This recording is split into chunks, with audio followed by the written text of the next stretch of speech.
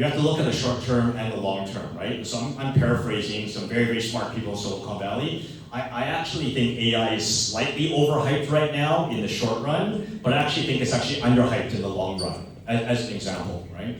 I think defense right now is massively overhyped right now in the short run, but I think in the long run, I actually think it's underhyped. And so I do think like hype is actually, depends on the timeline that you're looking at. For me, I'm actually looking at a 10 to 15 year timeline. So I think most of these trends are frankly underhyped.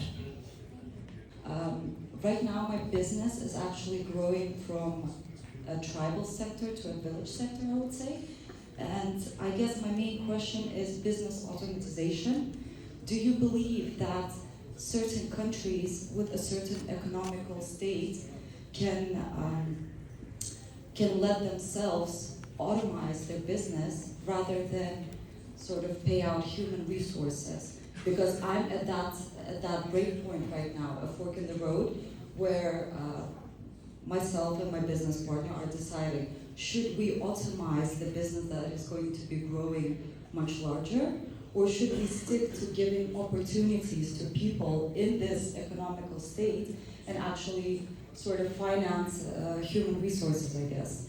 I mean, that's a great question, right? Thank you very much. Okay, so as a cold-blooded capitalist, I'd automate the crap out of this thing, right? But on the other hand, I'm putting aside my cold-blooded capitalist side of things. I do think as a general process, where what you should do is you should outsource first, right? So you hire people in, and then the next thing is you figure out how to automate this like over time. That's traditionally the best way to do it. I think the mistake that a lot of companies make is to automate too quickly, because sometimes you only know what you should be automating, right? And so I think there are some things where the AI is getting good, but you still need a human in the loop. And so the way I think about AI, where it's just like, I don't necessarily think AI is just going to completely replace people. I feel like AI is like the Iron Man suit, which it basically allows you to have like much more superpowers. And so that one engineer could probably do the work of like 2 or 3, right? And so then that means it's not necessarily cutting costs. It's actually how can you make this business grow faster and actually make more money with like the resources. So it's a little bit of a mindset change, if that makes sense.